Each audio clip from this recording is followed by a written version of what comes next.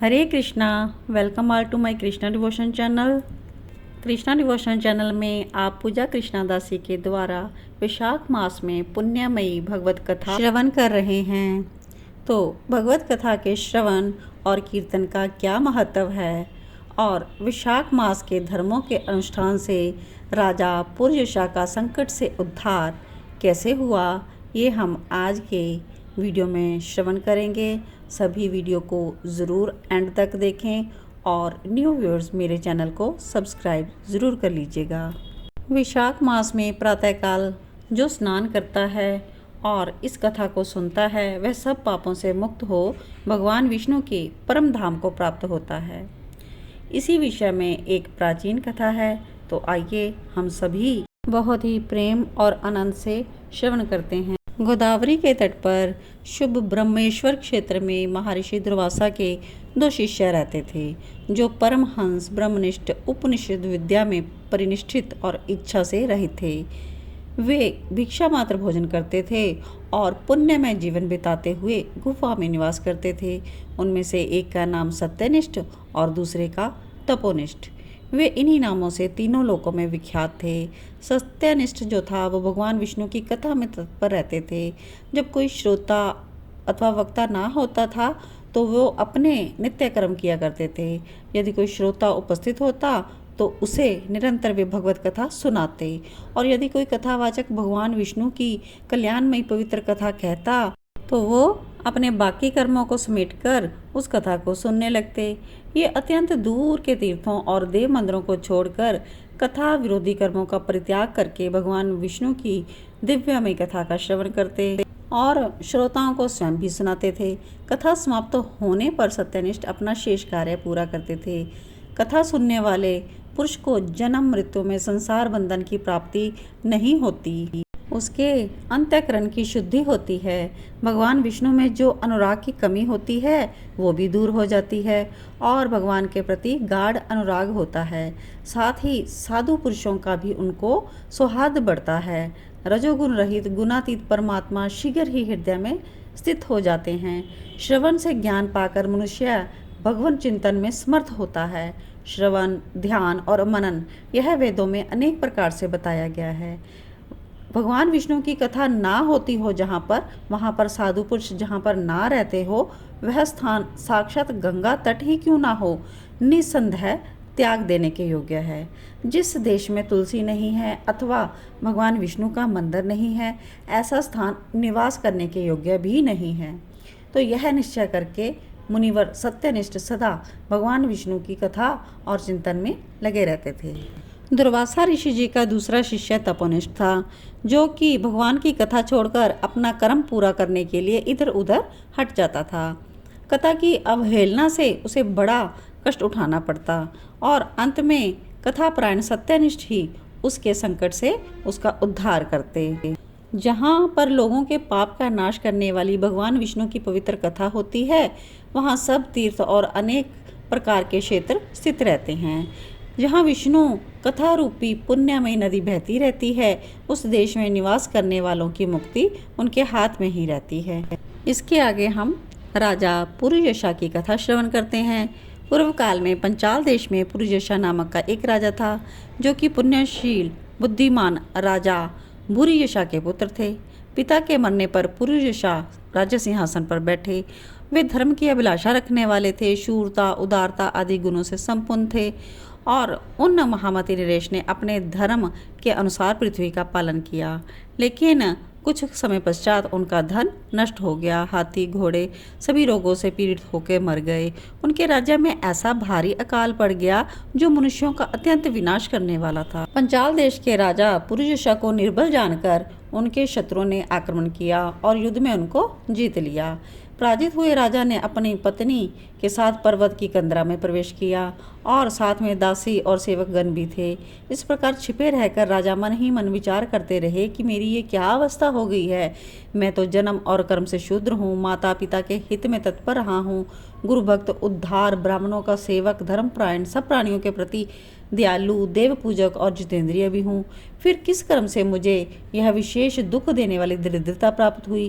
किस कर्म से मेरी पराजय हुई और किस कर्म के फलस्वरूप मुझे यह वनवास मिल गया?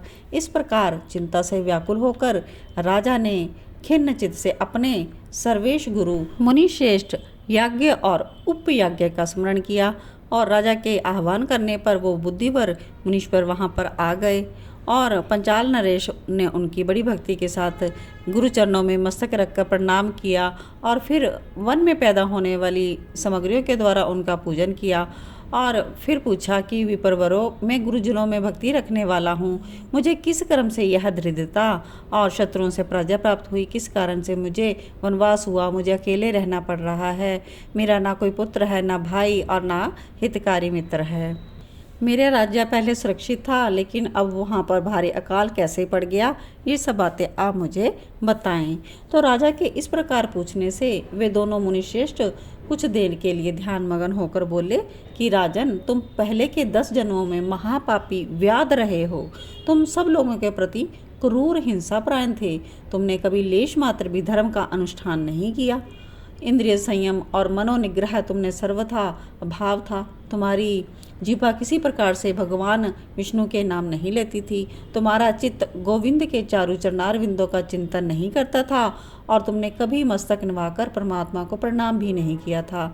इस प्रकार दुरात्मा व्याध का जीवन व्यतीत करते हुए तुम्हारे 9 जन्म पूरे हो गए।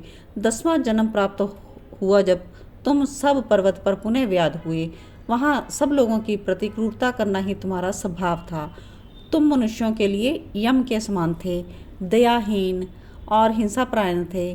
तुमने अपना हित ना जानते हुए ऐसे ही बहुत से वर्ष व्यतीत किए और जिनके छोटे छोटे बच्चे थे ना, मृगों को, पक्षियों को, ऐसे को आपने वध किया और इसी कारण से तुम दयाहीन दुर्बुद्धि को इस जन्म में कोई पुत्र नहीं प्राप्त हुआ।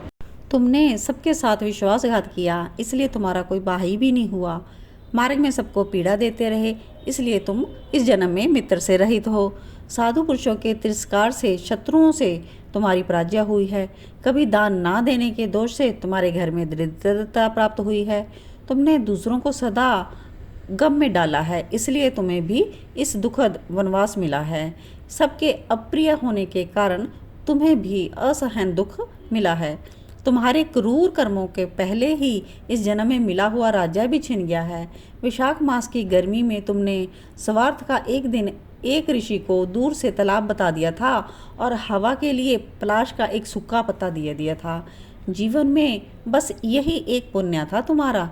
यह जन्म परम पवित्र राजा वंश में हुआ। अब यदि तुम सुख, राज्य, धन, धन्य आदि संपत्ति, स्वर्ग और मोक्ष चाहते हो अथवा भगवान श्री हरि के पद की अभिलाषा रखते हो तो वैशाख मास के धर्मों का पालन करो और इससे तुम्हें सब प्रकार के सुख प्राप्त होंगे। इस समय वैशाख मास चल रहा है और आज अक्षय तृतीया भी है। आज तुम विधि पूर्वक स्नान और भगवान लक्ष्मीपति की पूजा करो। यदि अपने समान ही गुणवान पुत्रों की अभिलाषा करते हो तो प्राणियों के हित के लिए प्याऊ लगाओ और पवित्र वैशाख मास में भगवान मधुसूदन की प्रसन्नता के लिए तुम निष्काम भाव से धर्मों का अनुष्ठान करो। तभी तुम्हारा अंतःकरण शुद्ध होगा और तुम्हें भगवान विष्णु का प्रत्यक्ष दर्शन होगा। यूँ कहकर राजा की अनुमति से उनके दोनों ब्राह्मण पुरोहित याज्ञ और उपयाग जैसे आए थे वो तो चले गए और उनसे उपदेश पाकर महाराज पुरुषयशा ने वैशाख मास के संपूर्ण धर्मों का श्रद्धापूर्वक पालन किया और भगवान मधुसूदन की आराधना की। इससे उनके प्रभाव बढ़ गया और बांधु बांधव भी उनसे आकर मिले और उसके पश्चात वे मरने से बची हुई सेना के साथ बंधुओं सहित पंचाल नगरी के समीप आए। उसमें पंचाल राजा के साथ राजाओं का फिर से युद्ध हुआ। विजयी पंचाल देश के राजा पुरुषयशा ने भागे हुए राजाओं के कोर से 10 करोड़ घोड़े, 3 करोड़ हाथी, 1 अरब रथ, 10,000 ऊँट और 30 लाख खच्चरों को अपने अधिकार में करके अपनी पुरी में पहुँचाया। विशाख धर्म के महात्म्य से राजा का मनोरथ संपूर्ण हो गया और वह पंचाल देश का फिर से राजा हो गया।